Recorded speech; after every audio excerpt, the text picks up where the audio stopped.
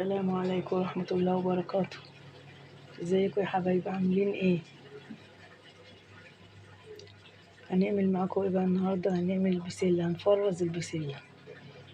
هي طبعا لسه هتتغسل وهتتنضف، وبعد كده هوريكم بقى هنعمل فيها ايه. والجزر اقول لكم دلوقتي ايه. السلام عليكم ورحمة الله وبركاته. قبل ما نخلص اللي هنعمله، السلام عليكم ورحمة الله وبركاته. ازيكم يا حبايبي، عاملين ايه يا ولادي؟ هنعمل معاكم النهارده ان شاء الله بقى ايه، البسلة. هنفرزها،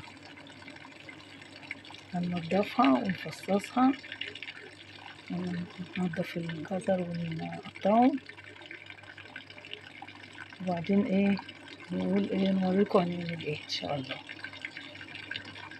ونقول السلام عليكم ورحمة الله وبركاته. احنا دلوقتي نضفنا البسلة وهنحطها في الماء المغلية، يا دوب هنسقطها وهنصفيها عشان نخليها تغلي ولا تستوي. دي هي يا دوب بس هنسقطها ونشيلها على طول. بسم الله الرحمن الرحيم. نسمي الله ونصلي على رسولنا حبيبنا. اللهم صل وسلم وبارك على سيدنا نبينا محمد وعلى اله وصحبه اجمعين، عليه افضل الصلاه والسلام. ادي احنا حطينا البسله،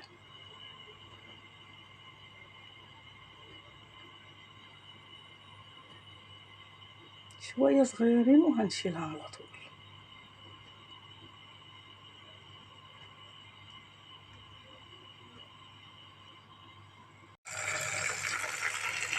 وادي البسله صفيناها في المصفى، هنسيبها لما تبرد. هنشطفها عشان تبرد، لازم ايه نخليها تبرد عشان ما تستويش من السخونيه. نخلي البسله ما تقعدش سخنه.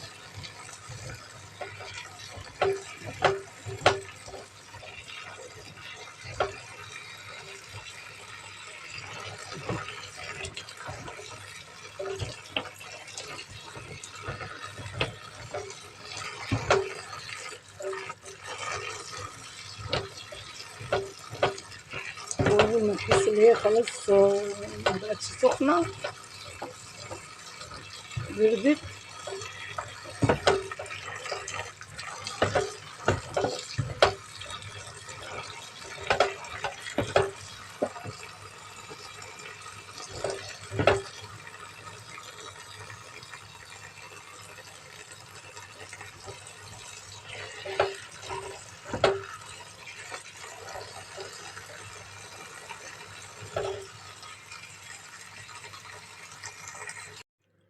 وادي البسلة صفيناها وخلاص كده، هي مفيهاش سخونية ولا حاجة.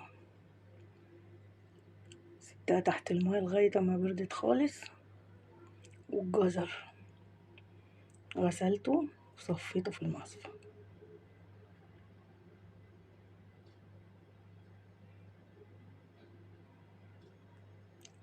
هنعبيه بقى في الأكياس ونشيله في الفريزر. السلام عليكم ورحمة الله وبركاته. واحنا عملنا وخلصنا وعملنا البسلة في الأكياس. على فكرة الجزر ما حطيناهوش على النار، البسلة بس اللي حطيناها على النار، لكن الجزر ما بيتبخرش. غسلت وصفيتهم وحطيت نص الكيس بسلة ونص الكيس جزر. وايه رأيكم بقى؟ نقول لكم ايه بقى؟ تصبحوا على خير، ومتنسوش ايه، تعليقات والاشتراك في القناة واللايكات يا حبايبي. نقول لكم السلام عليكم ورحمة الله وبركاته.